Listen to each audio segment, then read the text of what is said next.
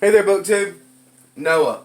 I'm back to give a little more content out there. I wanted to get this done because I just finished an amazing book, and I don't mean just finished. I finished it a few hours ago, and I haven't done pretty much anything since but think on it. Drove home from work and have been here at the house alone.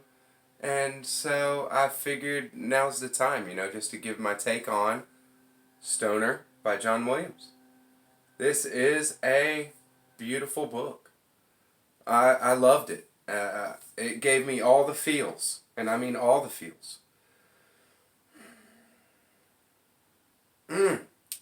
So, by what metric do we judge um, a well-lived life? By what metric do we judge that? And also, on that same note, what does it mean to live life well? Those questions, both of those questions, are what I see as the heart of Stoner, um, the novel, not the character who is the source of this character study, William Stoner. William Stoner.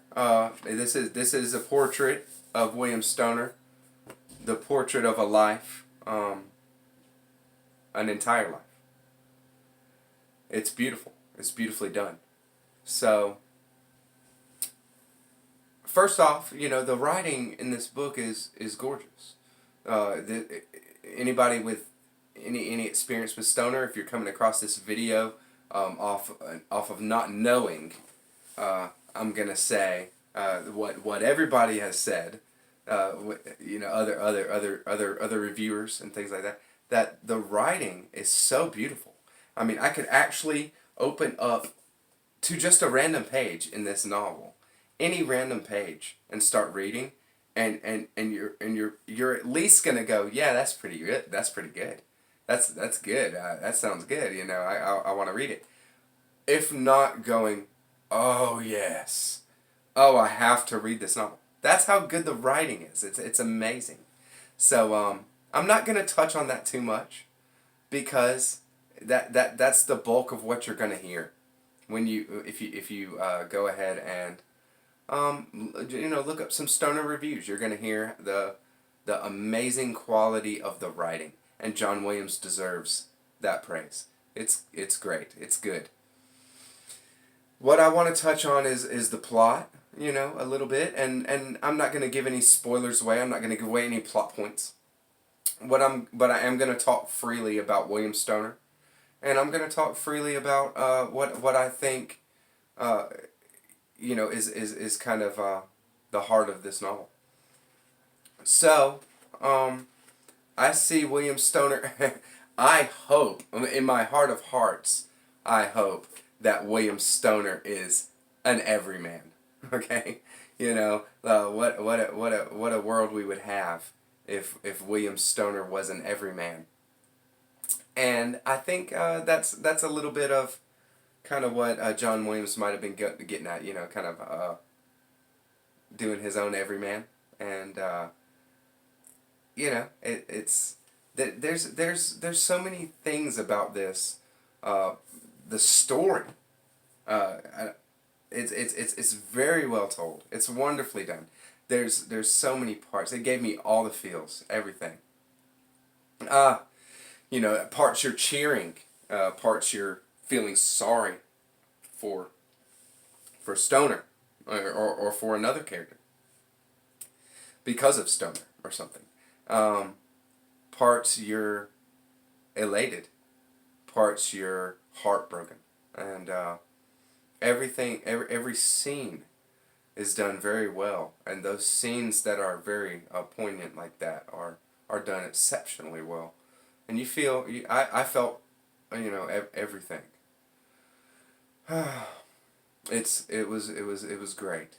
So when it comes down to it, Stoner is looked at, I think I've seen it, by readers. A stoner is looked at like this heroic figure by the end of it, or definitely a stoic figure by the end of it. And I just want to say, that I don't see it quite like that.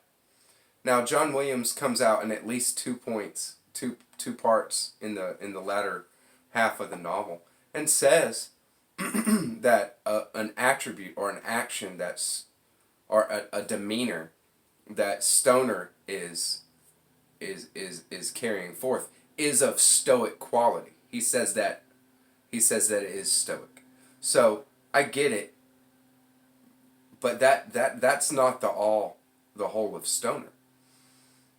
I don't see him as an essentially stoic character, and why is because you're not stoic if you're aloof, and Stoner is definitely aloof from many. I don't know if I want to say many, but he is aloof from aspects of his life that are crucial and should be he should be more mindful of, or he should be more conscientious of.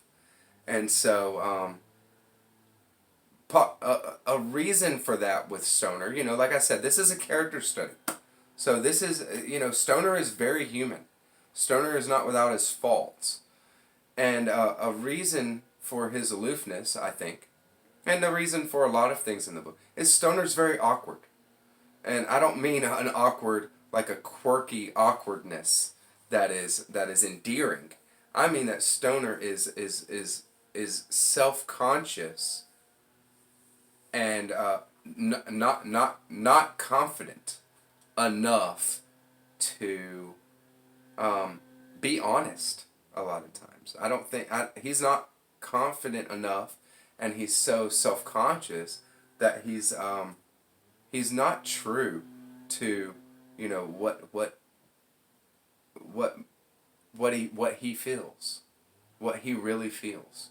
He's timid and shy, and timid and shy are not negative traits. I don't want to characterize it like that, but that's definitely not stoic, stoic nature, human nature right there. So I didn't see him as an essentially stoic figure. There's definitely stoic aspects to how he handles himself, and they're wonderful. I mean, but I definitely don't see him as a heroic figure. I see I see in my idea. I hope that I see and that I can see William Stoner as an everyman, and so I think that I just touched on what an essential quality of this work is hope. That hope never dies.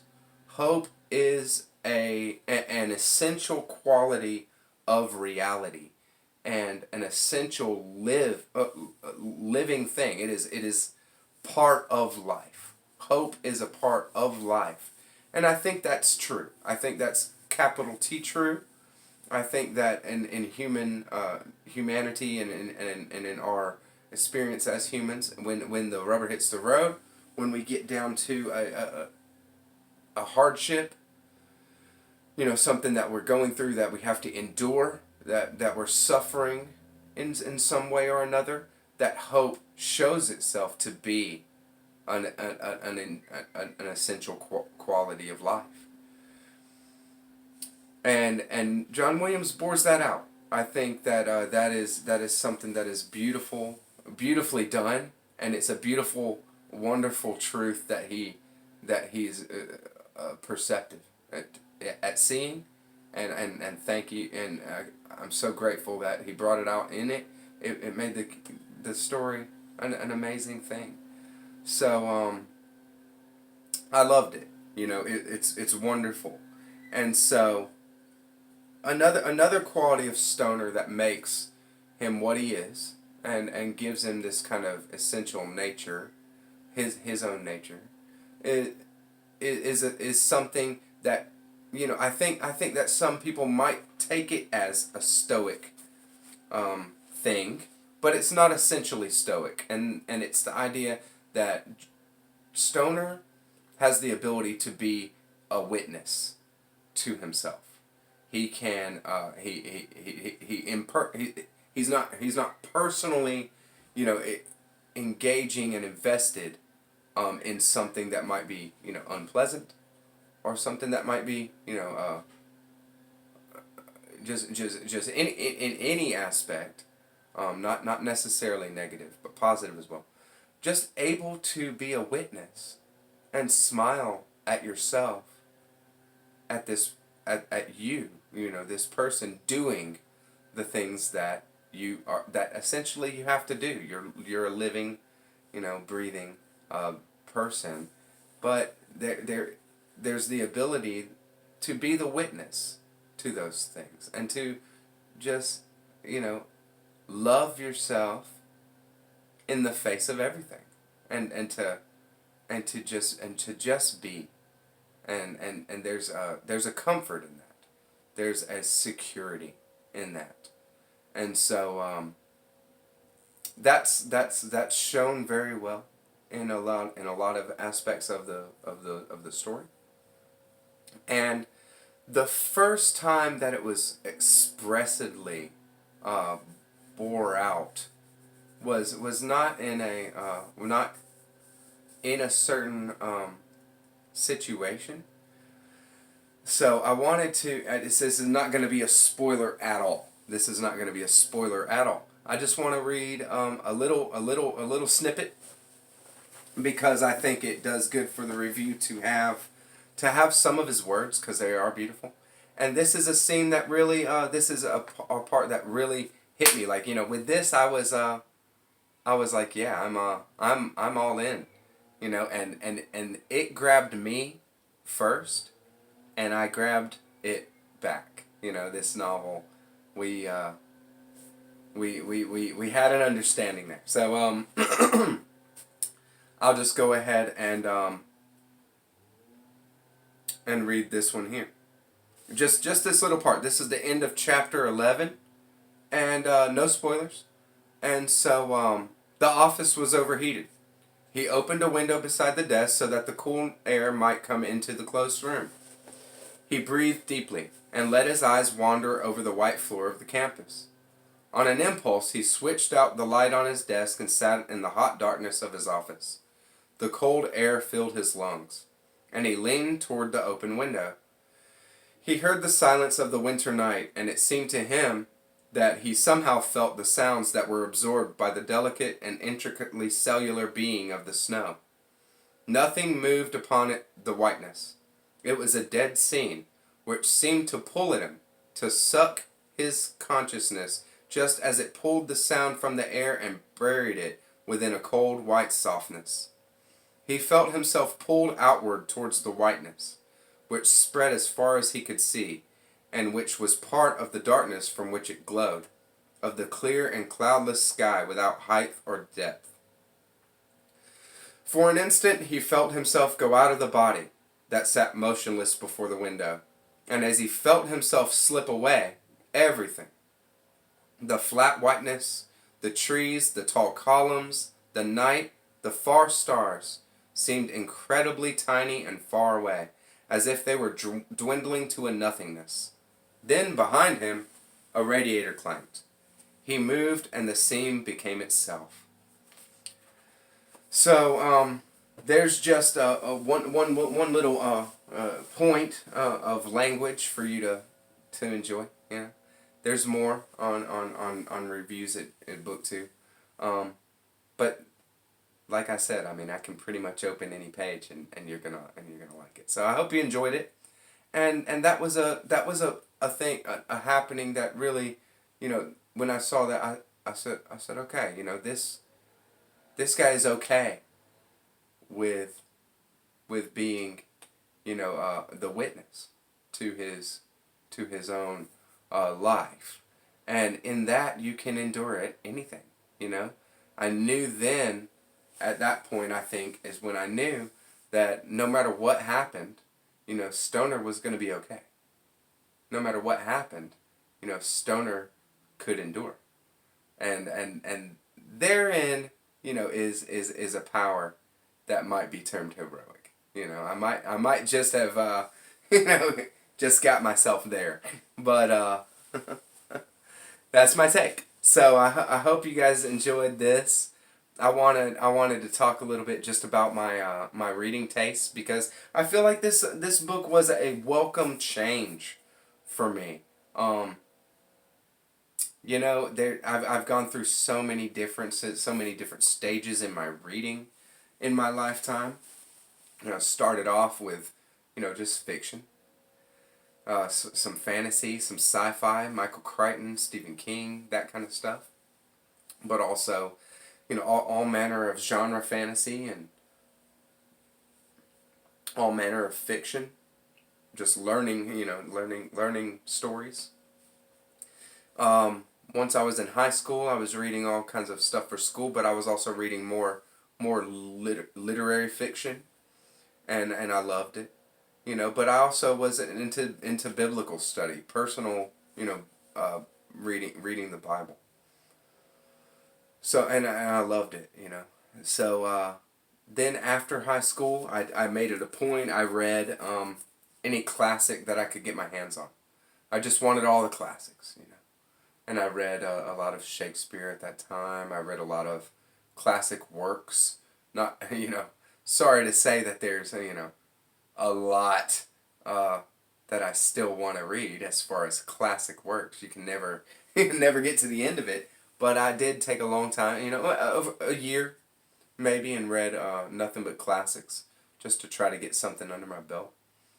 And then after that, I was reading, I would read fiction throughout all this, here and there. But then after college, just took a 2-year degree myself, and then I had my first child. So after college, I was reading spiritual texts. I was a Buddhist at that point, a neophyte Buddhist. And I was reading spiritual texts for a long time. And I didn't just read Buddhist texts, though. I've always been a spiritual seeker. And so I'll read, any spiritual text, authentic spiritual text that I can get my hands on. So, for years, there's at least a year or two in there that I didn't read any fiction. That it was all a spiritual text. So, then I'll sprinkle in fiction. After that, then I just got to where I just sprinkle in fiction here and there. And now I'm just at a point where I'm back at it, where I want to, get a lot of get some good fiction under my belt. I'm looking for the best. So any modern stuff that is good, please, give me a shout and let me know what you like. I'm happy with my projected reading. So done with Stoner, and I think I don't know what I'm gonna start next. I'll let you guys know. Thank you very much, BookTube. It's been fun. Hope you enjoyed my take on Stoner, and happy reading.